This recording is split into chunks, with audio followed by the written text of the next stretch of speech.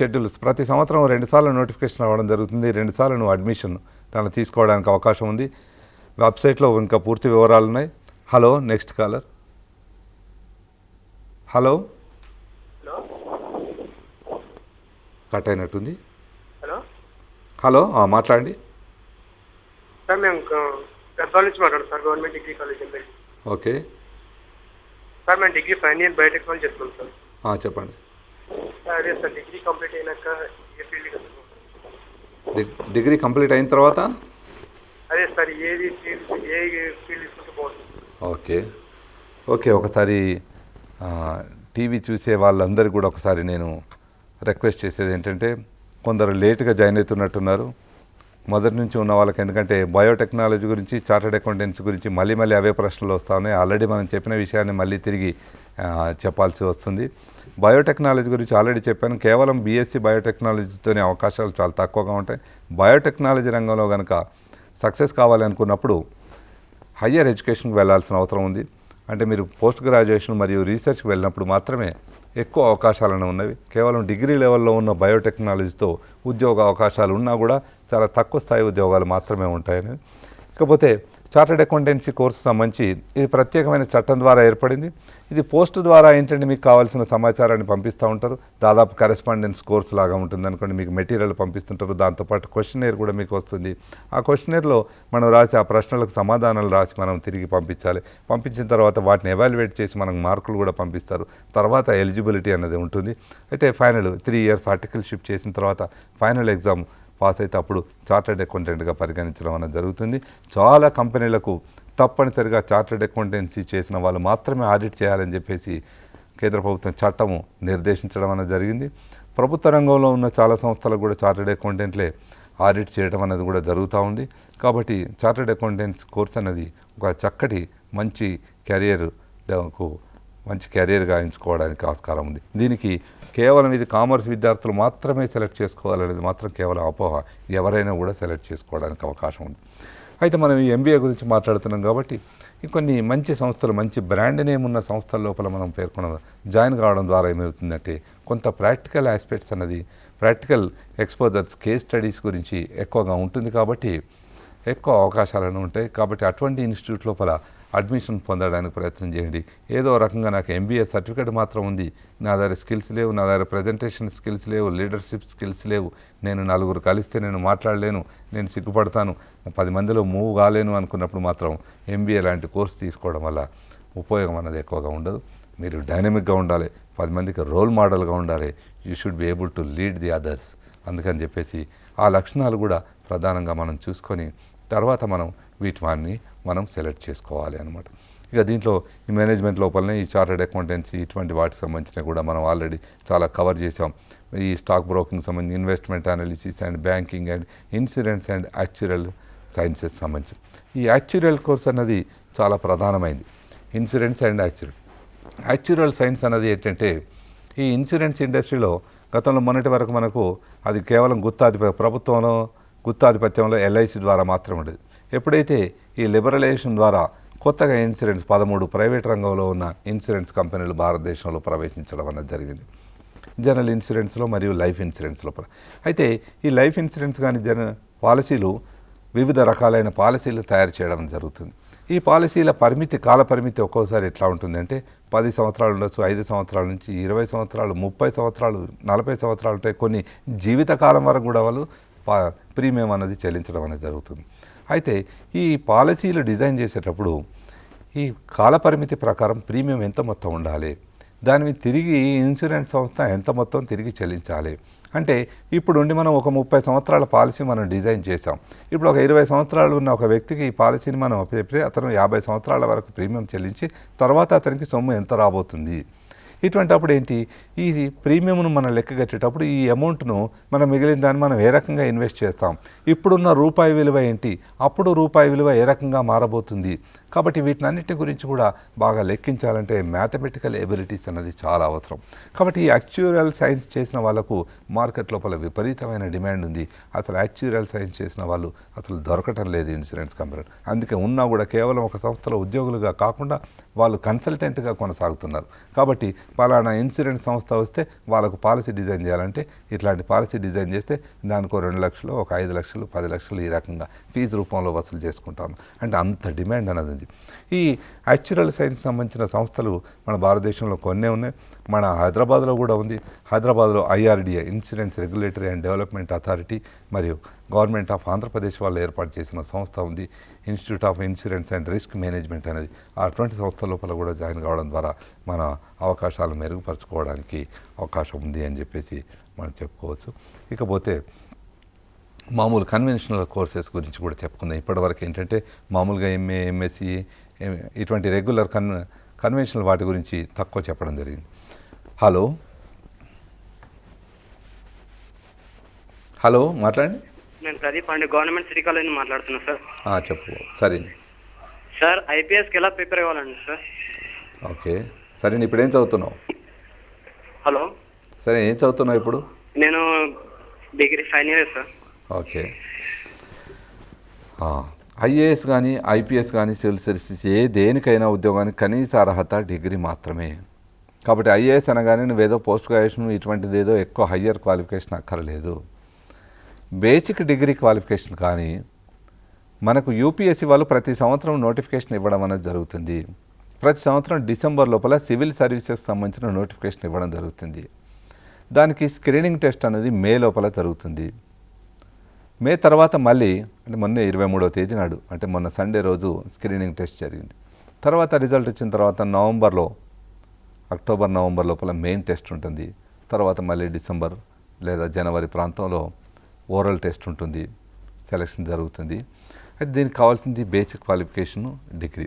ఈ సివిల్ సర్వీసెస్లో ఏంటంటే IAS, IPS, IFS, central government group A jobs, group B jobs సంబంధించినవి, రైల్వేస్, ఇన్కమ్ ట్యాక్స్ సంబంధించినవి, ఇటువంటి వాటి అన్నీ కూడా దాంట్లో ఉండటం అనేది జరుగుతుంది. దీనికి బేసిక్ క్వాలిఫికేషన్ కేవలం డిగ్రీ, కానీ పరీక్షల స్థాయి మాత్రం పోస్ట్ గ్రాడ్యుయేషన్ స్థాయి ఉంటుంది. అందుకని చెప్పేసి నువ్వు IAS కానీ IPS కాదలుచుకున్నప్పుడు ముందుగా దాంట్లో ఏమేమి సబ్జెక్ట్స్ ఉంటాయి ఒకసారి వెబ్సైట్ ఓపెన్ చేసి చూడండి. ఈ సివిల్ సర్వీసెస్ సంబంధించిన సిలబస్ ఏముంది, దాంట్లో మనం ఏ సబ్జెక్ట్ సెలెక్ట్ చేసుకుంటే బాగుంటుంది. ఇప్పటివరకు ఏంటంటే ఒక 2 ఆప్షనల్స్ సెలెక్ట్ చేసుకోవాలి. మామూలు జనరల్ స్టడీసు, ఇంగ్లీష్ ఇటువంటివి ఉంటాయి. కానీ రాబోయే సంవత్సరం నుంచి ఈ 2 ఆప్షనల్స్ తీసేసి అప్టిట్యూడ్ టెస్ట్ కండక్ట్ చేయాలని చెప్పేసి నిర్ణయం తీసుకోవడం జరిగింది. దానికి సంబంధించిన పూర్తి వివరాలు ఇంకా రాలేదు, తొందరలోనే రాబోతే. ముందుగా పోస్ట్ గ్రాడ్యుయేషన్లో నువ్వు అడ్మిషన్ పొందడానికి ప్రయత్నం. పోస్ట్ గ్రాడ్యుయేషన్ ఉన్నప్పుడు మంచి యూనివర్సిటీ లోపల అడ్మిషన్ పొందే ప్రయత్నం చేసి యూనివర్సిటీలో ఒక పోస్ట్ గ్రాడ్యుయేషన్ సబ్జెక్ట్ చదువుతూ అట్ ది సేమ్ టైం దీని కొరకు ప్రిపేర్ అయ్యి PG అయిన తర్వాత కనుక అటెంప్ట్ చేస్తే ఎక్కువగా సెలెక్ట్ కావడానికి అవకాశం ఉంటుంది అన్నమాట. ఇకపోతే మనము ఇప్పటివరకు మనం MBA ఇట్లాంటివి తెలుసుకున్నాం. మన మామూలు ట్రెడిషనల్ కోర్సెస్ అయిన ట్రెడిషనల్ జాబ్స్ గురించి కూడా ఒక్కసారి మనము కొంత సమయాన్ని మనం కేటాయిస్తాం. మన టీచింగ్ జాబ్ను మన దేశంలో చాలామంది, కొన్ని లక్షలాది మంది టీచర్లు ఉన్నారు. రెగ్యులర్గా మనకు టీచర్లు, కానిస్టేబుల్ ఉద్యోగాలు మన రాష్ట్ర ప్రభుత్వం విపరీతంగా రిక్రూట్మెంట్ అనేది చేయడం జరిగింది. ఈ మధ్య కాలంలో పార్లమెంటు తప్పనిసరి విద్యా హక్కు చట్టం అనేది ఏర్పాటు చేసింది. కాబట్టి టీచర్ల యొక్క అవసరం అన్నది విపరీతంగా ఉంది. మీరు ఇక్కడ కనిపిస్తున్న ఫోటో చూస్తే మన మాజీ రాష్ట్రపతి APJ అబ్దుల్ కలాం గారు ఒక గొప్ప సైంటిస్టే కాకుండా ఒక రాష్ట్రపతిగా కూడా చక్కగా రాణించారు. కానీ అయినా ఈ రోజు వరకు టీచింగే తన ప్రాణంగా పరిగణించడం జరుగుతుంది. ఇప్పటికి కూడా తను రెగ్యులర్గా క్లాసులు తీసుకోవడం అనేది జరుగుతూ ఉంది. తను యూనివర్సిటీస్కు దేశ విదేశాలకు కూడా వెళ్ళటం అనేది జరుగుతూ ఉంది. చెన్నైలో కానీ ఇంకా యూనివర్సిటీ లోపల ఇప్పటికి రెగ్యులర్గా వారు క్లాస్ తీసుకోవడం అనేది జరుగుతుంది.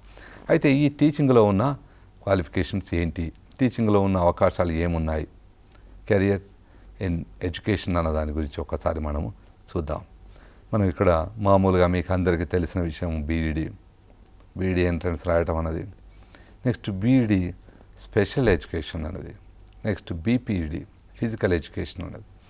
ఇకపోతే వీటికి సంబంధించిన ఇంటర్మీడియట్తో చదివే కోర్సులు కూడా UG లెవెల్లో DEd special education, UG BPED అని. మామూలు బీఈడి గురించి మీకు అందరికీ తెలుసు.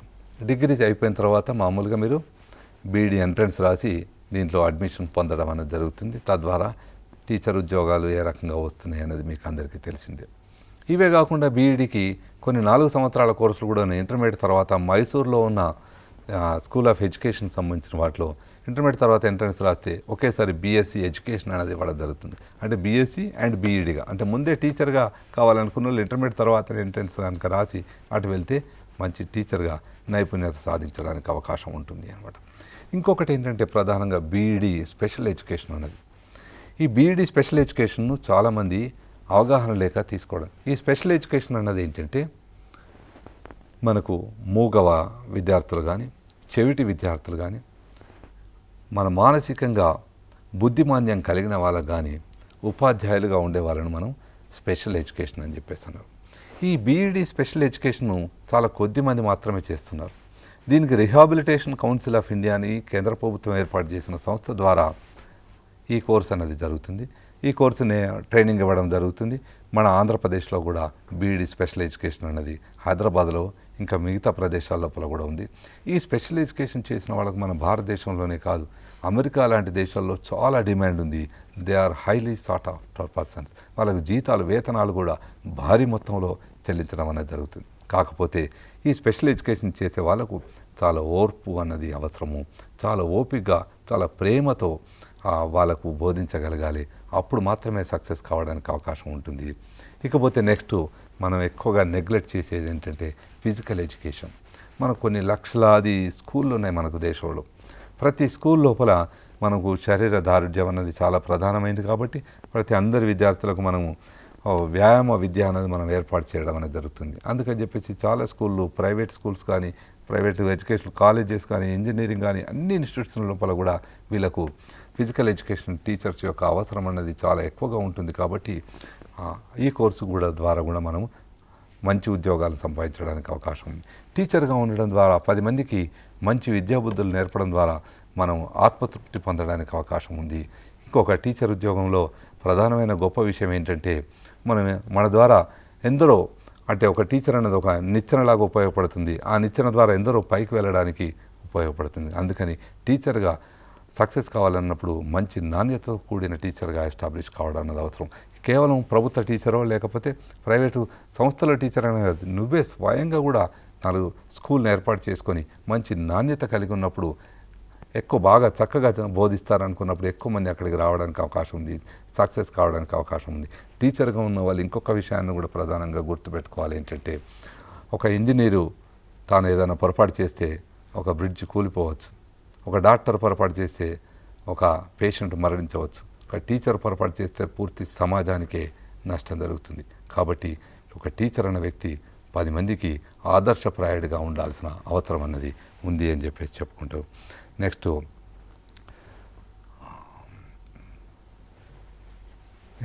Careers in anchoring. ఇవి నిన్న కూడా మనం చెప్పుకున్నాం.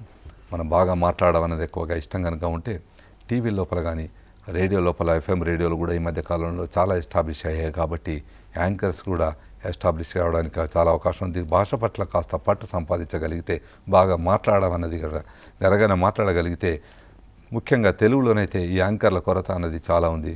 కాబట్టి దాన్ని కూడా ఒక ఉద్యోగానికి ఒక అవకాశంగా చేసుకోవచ్చు. నెక్స్ట్ పోతే ఫ్యాషన్ టెక్నాలజీలో కూడా చాలా చక్కటి అవకాశాలు ఉన్నాయి. ఫ్యాషన్ టెక్నాలజీ అనగానే కేవలం మన దుస్తులకు సంబంధించినవే కాకుండా ఈ మధ్య కాలంలో సెరమిక్ టైల్స్ మీద కూడా మనకు చాలా మటుకు డిజైన్స్ పెడతాం. లెదర్ డిజైన్కి సంబంధించిన మనము లెదర్ జాకెట్స్ కానీ, లెదర్తో తయారు చేసే చెప్పులు కానీ, షూ కానీ, ఇటువంటి వాటిలో కూడా కొత్త కొత్త డిజైన్స్ రావడం జరుగుతుంది. జ్యువెలరీ డిజైన్, నగలకు సంబంధించిన డిజైన్స్ అనేది కూడా చాలా ప్రధానమైన ఆక్యుపేషన్గా ఉంది. వీటి లోపల అసలు చాలా కొరత ఉంది మన భారతదేశం లోపల. చిన్న సౌత్ కొరియా లాంటి దేశం ఈ ఫ్యాషన్ టెక్నాలజిస్టులు చాలా ఎక్కువ మంది ఉండి ఎక్కువ మందికి ఉపాధి కల్పించగలుగుతున్నారు. అందుకే ప్రపంచవ్యాప్తంగా వస్తువులను ఎగుమతి చేయగలుగుతుంది.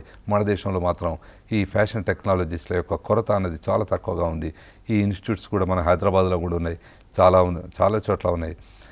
చార్టర్డ్ అకౌంటెన్సీ గురించి ఆల్రెడీ డిస్కస్ చేసాం. ICWA అండ్ కంపెనీ సెక్రటరీ కూడా దాదాపు చార్టర్డ్ అకౌంటెంట్స్తో సమానమైన కోర్సులే. వాటి గురించి కూడా మనము తర్వాత ఒకసారి నేర్చుకుందాం. ఇంకా ప్రధానంగా మనం ఏంటంటే లీగల్ స్టడీస్ సంబంధించిన మామూలు డిగ్రీతో పాటు అదనంగా లీగల్ నాలెడ్జ్ కొంత, అంటే పేటెంట్ లాస్ కానీ, సైబర్ లాస్ కానీ, మీడియా లాస్ కానీ, ఇంటలెక్చువల్ ప్రాపర్టీ రైట్స్ కానీ, ఆల్టర్నేట్ డిస్ప్యూట్ రెజల్యూషన్స్ కానీ, కన్జ్యూమర్ ప్రొటెక్షన్ యాక్ట్ కానీ, ఇటువంటి వాటి మీద కనుక మనం ఏమైనా కనీస డిప్లొమా కనుక సంపాదించగలిగితే చక్కటి ఉద్యోగ అవకాశాలు అనేది మనకు ఎక్కువగా మెరుగుపడడానికి అవకాశం ఉంది, మనం స్థిరపడడానికి. ఎందుకంటే లీగల్ నాలెడ్జ్ అనేది దాదాపు అన్ని సంస్థలకు కూడా చాలా అవసరము. అందుకని చెప్పేసి విద్యార్థులు మామూలు డిగ్రీ, ట్రెడిషనల్గా ఉండే డిగ్రీలే కాకుండా అదనంగా కొన్ని సర్టిఫికేట్ కోర్సులు, డిప్లొమా కోర్సులు, ఇటువంటి ఏమేమి ఉన్నాయనేది మనం తెలుసుకొని దాంట్లో మనకున్న అప్టిట్యూడ్ ప్రకారం, మనకున్న ఇంట్రెస్ట్ ప్రకారం